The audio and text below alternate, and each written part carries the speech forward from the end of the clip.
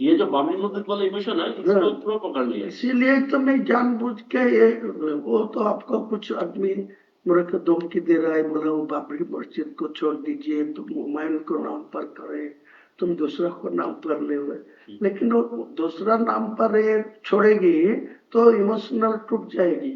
आज का दिन में जो इमोशन है बाबरी के नाम पे है, लेकिन बाबर क्या किया वो मेरा बाबर को साथ कोई लेना देना नहीं है, वो एक मस्जिद था इसीलिए इनको पास इमोशनल है। जो मस्जिद तो था अल्लाह का घर, बाबर से आपको लेना देना नहीं। कंप्लीट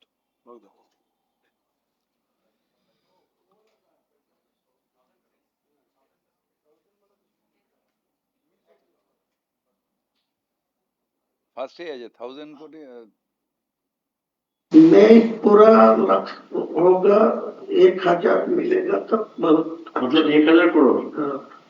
मेरा जो ऑप्शन रहेगी, मैं जो 1000 करोड़ रुपया आपको लिए मांगते हैं ना, तो मैं 300 करोड़ रुपया में पहले से वो जो आपको बिहार में जो चुनाव नीतीश कुमार जो फॉर्मूला में किया,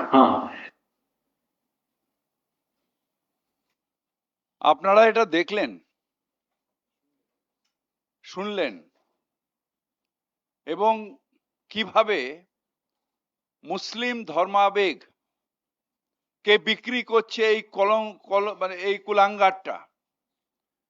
কিরকম ভাবে একটা মসজিদের নামে সে যে ভাবাবেগ তার সওদা করছে এবং 1000 কোটি টাকা চাইছে, 300 কোটি টাকা অ্যাডভান্স চাইছে।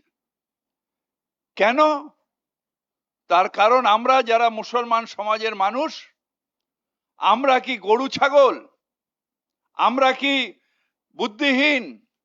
আমরা কি এতই ধারাবাহিক যে এই রকম মানুষ আমাদের ধর্মীয় আবেগকে বিক্রি করে দেবে আর আমরা সেটাকে হজম করব দেখার পরে, না এই মানুষটাকে ধিক্কার করব, এই মানুষটাকে সমাজচ্যুত করে দেব? এই প্রশ্নটা প্রত্যেকটা মুসলমান সমাজের মানুষের কাছে আমার থাকবে। কেন কেন এই সাহস তারা পায় যে একটা মসজিদের নামে, তাও আবার বাবরের নামে হলো না হলো কিছু যায় আসে না, আমি বাবরের নামটা দিয়েছি এই কারণে যে এটাতে ভাবাবেগ হবে, এই এই এই সেন্টিমেন্টটাকে আমি বিক্রি করতে পারবো। আমাদের সেন্টিমেন্ট বিক্রি করার জায়গা। আমাদের মুসলমান সমাজকে এইসব কুলাঙ্গাররা তারা কি ভাবে যে আমরা আমাদের নিজস্বতা কিছু নেই, বুদ্ধি নেই? হ্যাঁ আছে, এর জবাব দেবে এই বিজেপির এই অন্যায়, এই যে কেনা সি টিম পি টিম তৈরি করা এবং সেইটা দিয়ে আজকে এক ব্যাগে এসআইআর করে মুর্শিদাবাদ মালদার ভাইদের নাম বাদ দিয়ে দিচ্ছে, তাতেও তাদের শান্তি হচ্ছে না। তারপর এই বেঈমানগুলোকে কিনে নিয়ে সেইখানে ভোট ভাগের যে রাজনীতি করছে, সেইটাকে মুসলমান সমাজকে জবাব দিতে হবে, দিতে হবে, দিতে হবে। আমার সঙ্গে এই মুহূর্তে রয়েছেন হুমায়ুন কবির। হুমায়ুন সাহেব, একটা ভিডিও যেটাকে বলা হচ্ছে স্টিং অপারেশন, যেটা তৃণমূল কংগ্রেস আজকে সামনে এনেছে, আপনি নাকি কত একটা ডিল করেছেন বিজেপির সঙ্গে, ডিল করে আপনি এই একটা ভোটে বিজেপিকে ফায়দা তুলে দেওয়ার চেষ্টা বা টিএমসিকে হটানোর একটা চক্রান্ত করেছেন বলে বলা হচ্ছে, কি বলবেন আপনি? এটা সম্পূর্ণ আমাকে মেলাইন করা বা আমার পার্টিকে দুর্বল করার জন্য। কারণ একটা ভারতবর্ষের রাজনৈতিক ইতিহাসে, বাংলার রাজনৈতিক প্রেক্ষাপটে আজকে 4 মাসের একটা রাজনৈতিক দল যেভাবে মানুষের কাছে গুরুত্ব আরোপ করেছে বা মানুষ যেভাবে সেই দলকে গুরুত্ব দিচ্ছে, প্রচার পাচ্ছে, ভোট দেওয়ার জন্য আগ্রহ দেখাচ্ছে, এটাকে ভয় পেয়ে তৃণমূল কংগ্রেস রাজনৈতিক মোকাবিলা করতে না পেরে আমার পার্টিকে এবং আমাকে মেলাইন করার জন্য, অসম্মান করার জন্য এআই ভিডিও করে আমার বিরুদ্ধে চক্রান্ত করছে। আমি চ্যালেঞ্জ করছি যে ওই কুণাল ঘোষকে, তা ববি হাকিমকে, অভিষেক ব্যানার্জিকে আর মমতা ব্যানার্জিকে, যদি সৎ সাহস থাকে, যদি এর কোনো তথ্য প্রমাণ দেখাতে পারে, তাহলে অপর দিকে কার সঙ্গে আমি কথা বলেছি, কার সঙ্গে চুক্তি করেছি, সে ভারতবর্ষের প্রধানমন্ত্রী না কোন রাজ্যের মুখ্যমন্ত্রী না কোন বিজেপির নেতা, সেটা প্রমাণ করুক। আর প্রমাণ না করলে আমি ওদের বিরুদ্ধে যথাযথ আইনগত ব্যবস্থা কোর্টের শরণাপন্ন হব এবং তাদের বিরুদ্ধে যেখানে মামলা করার করব। না, ববি হাকিম যে বলছেন যে গাদ্দারি করেছেন যে একটা জাতির সঙ্গে, ববি হাকিম আগে কোন জাতির সাথে স্টিং কাণ্ডে টাকা নিয়েছিল, লজ্জা করে না? সেই স্টিং কাণ্ডের টাকা কিসের জন্য নিয়েছিল, সেটা কোন জাতির সঙ্গে গদ্দারি হয়েছিল, কিসের জন্য গ্রেপ্তার হয়েছিল, লজ্জা করে না ববি হাকিমের? আমি কোনো হুমায়ুন কবির, আমি জোর গলায় বলছি, আমি কারোর সঙ্গে কোনো ছলচাতুরি করি না, কারোর সঙ্গে আমি কোনো চালাকি করি না, কারোর সঙ্গে নাম ভাঙিয়ে কারো সঙ্গে কোনো লেনদেনে থাকি না। আর একটা বিষয়, এখানে যে ভিডিওটা দেখতে পাচ্ছি, এখানে একটা ডেট দেখতে পাচ্ছি 19/12/2025, মানে ডিসেম্বরে 19 তারিখ। আপনার দল তো গঠিত হয়েছে সম্ভবত 22 তারিখ, 22শে ডিসেম্বর। 22শে ডিসেম্বর তাহলে আমি এই 2.5 সময় লক্ষ মানুষের উপস্থিতিতে ওপেন দল ঘোষণা করেছি। তাহলে এই সময় তারপরে আমি নমিনেশনের দলের রেজিস্ট্রেশন করার জন্য ইলেকশন কমিশনকে অ্যাপ্লিকেশন করেছি। মানে হঠাৎ করে এই সময় এইরকম ভাবে একটা সামনে হ্যাঁ, তা আনা। 19শে ডিসেম্বরে যদি এদের কাছে এত তথ্য থাকলো, তখন বাংলার মুখ্যমন্ত্রী তো কেয়ারটেকার হয়নি, চিফ সেক্রেটারি তো ওনার কাছের লোকই ছিল, নন্দিনী চক্রবর্তী। তারপরে হোম সেক্রেটারি তো ওনার কাছের লোকই ছিল। তা তখন সিবিআই, ইডি, মানে আইবি, তারা কি করছিল? তারা কেন এই খবর সংগ্রহ করলো, তার কেন মানুষের সামনে আনেনি? এটা তো আমার প্রশ্ন। মানে আর স্টিং কাণ্ডে টাকা বা নিয়েছিল ববি হাকিম, সেটা দেখেনি দেশের লোক? সেটা কি হলো? সেটা এখনো তার বিরুদ্ধে মামলা ঝুলে রয়েছে, এখনো তাকে ক্লিন চিট দেয়নি কোর্ট, এটা মনে রাখবেন। আর হুমায়ুন কবিরের বিরুদ্ধে এই ধরনের কোনো মামলা ঝুলে নাই। যেসব মামলা করা হয়েছিল সিপিএম এর আমলে বা তৃণমূলের আমলে, সমস্ত মামলা থেকে হুমায়ুন কবির ক্লিন চিট পেয়ে গেছে। না, আপনি বলছেন যে যখনকার ভিডিও বলা হচ্ছে তখন তো মুখ্যমন্ত্রীর পুরো পাওয়ারে, তার পুলিশ তো হ্যাঁ, আছে, তাহলে সেটা নিয়ে তো তদন্ত করতে পারতো। তো কেন করেনি? এখন কুণাল ঘোষ বলছেন আজকে না হয় ইডি বলছে ডাকুক। যে ওনার ইলেকশন কমিশন নাকি সমস্ত ক্ষমতা কেড়ে নিয়েছে, আবার সেই মুখে বলছে অ্যাডভোকেট মুখারুলকে অ্যারেস্ট করেছে আমার সিআইডি। তাহলে মুখ্যমন্ত্রী যদি এই তথ্য তার কাছে থাকলো, তাহলে মুখ্যমন্ত্রী বা তৃণমূল পার্টি কেন 19শে ডিসেম্বরের পরে 24 ঘন্টা বা 48 ঘন্টার মধ্যে এটা সামনে আনলো না বা আমার বিরুদ্ধে তদন্ত করলো না? আমি আবার বলছি, দরকার হলে যে কোনো সংস্থাকে দিয়ে তদন্ত করা হোক, যদি প্রমাণিত হয় হুমায়ুন কবিরকে যা সাজা দেবে মাথা পেতে নেবে, কোনো ডিফেন্স করতে যাবে না। কিন্তু হুমায়ুন কবির মমতা ব্যানার্জিকে ভয় পায় না, অভিষেককেও ভয় পায় না, কুণাল ঘোষের মতো লচ্ছরকেও ভয় পায় না, আর ববি হাকিমের মতন ক্রস ব্যক্তিকেও ভয় পায় না। ওকে, অসংখ্য ধন্যবাদ ফোন লাইনে থাকার জন্য।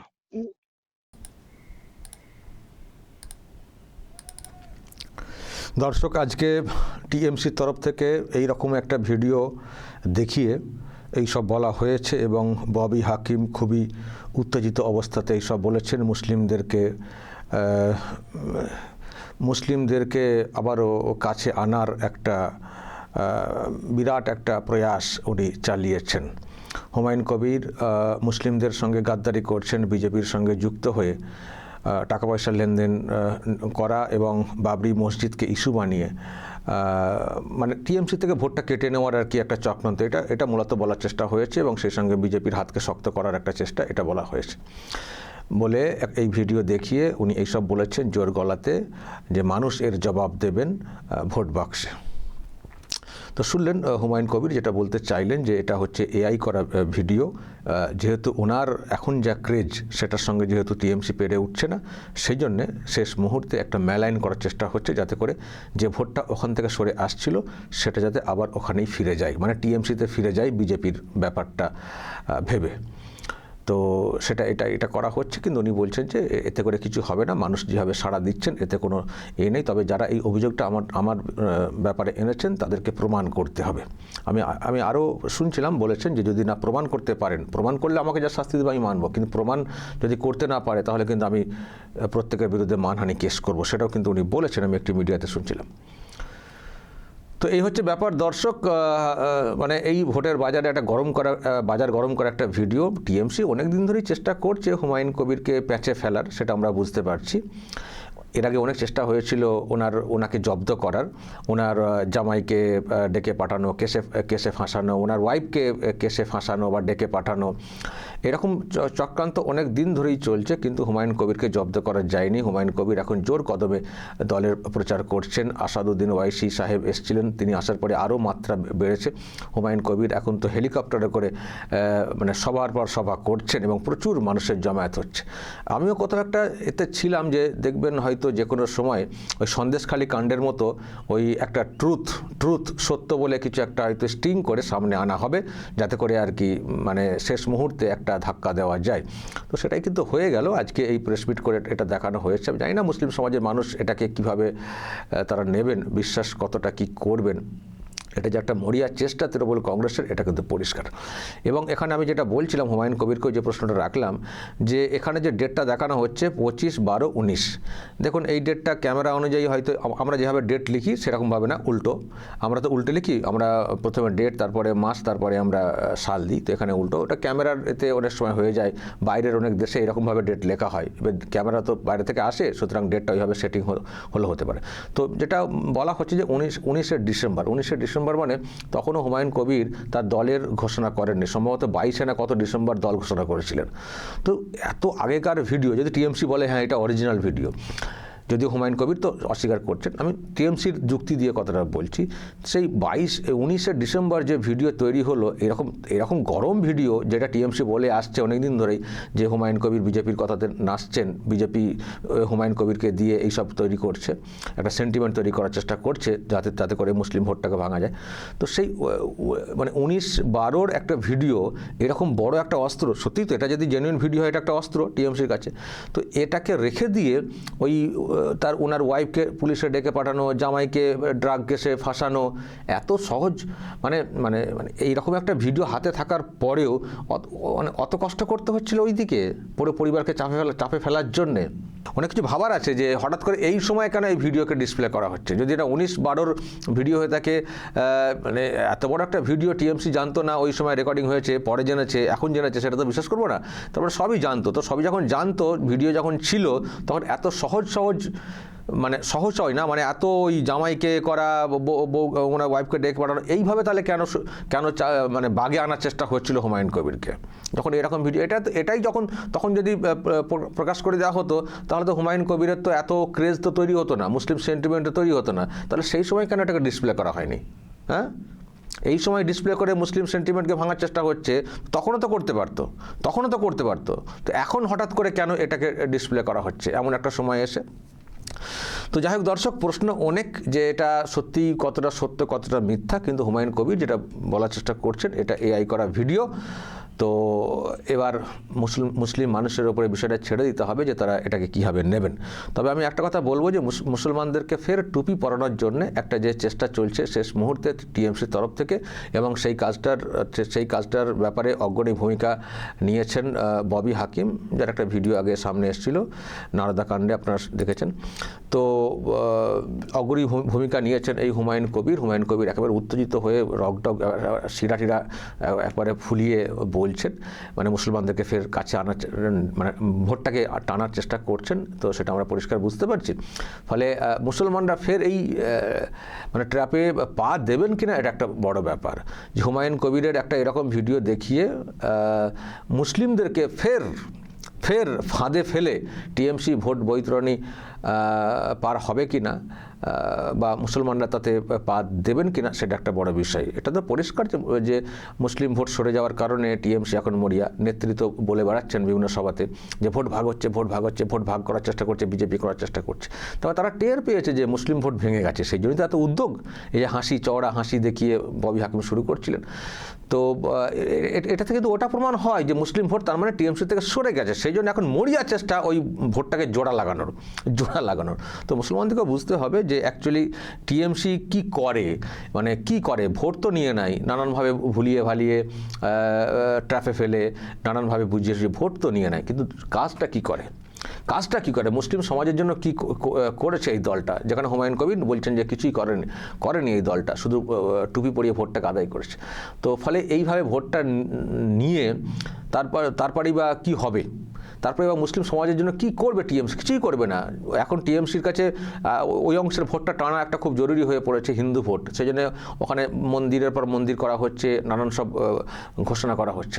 আর এখানে শুধু ভয় দেখানো হয়, কখনো এনআরসি, এসআইআর, আবার ওই সব দিয়ে এখন যেহেতু হচ্ছে না, এসআইআর দিয়ে ব্যাপারটাকে ম্যানেজ করার চেষ্টা হচ্ছিল, কিন্তু দেখছি যে হচ্ছে না। হুমায়ুন কবিরের যে সভাতে যা ক্রেজ হচ্ছে, সুতরাং একে অন্য অস্ত্রে গাঁথতে হবে, হতে পারে সেই জন্য এটা একটা প্ল্যানিং করে করা।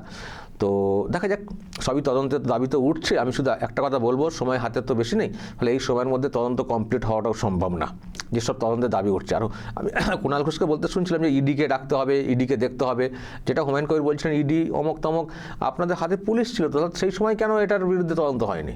হ্যাঁ, এত বড় ভিডিও রয়েছে, আপনারা তখন পাননি, তখন কেন তদন্ত করেননি কেন? এখন বলছেন ইডি।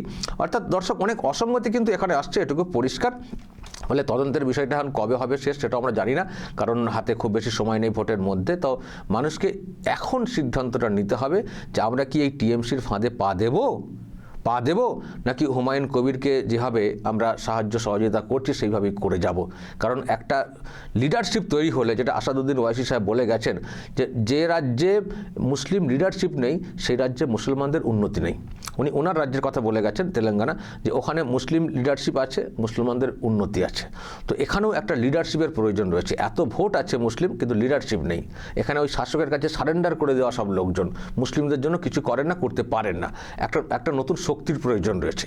ফলে সেটাকে মাথায় রেখে হুমায়ুন কবির বা মিম এই যে জোট আছে তাদেরকে সাপোর্ট করব, নাকি টিএমসিতে ফের গলা দিয়ে দেবো এই একটা ভিডিওর কারণে, এই সিদ্ধান্তটা মুসলিম সমাজের লোকেদেরকেই নিতে হবে। দর্শক বলবেন, যদি আপনাদের কিছু বলার থাকে এই নিয়ে অবশ্যই বলবেন এবং নজর রাখবেন আরামবাগ টিভিতে।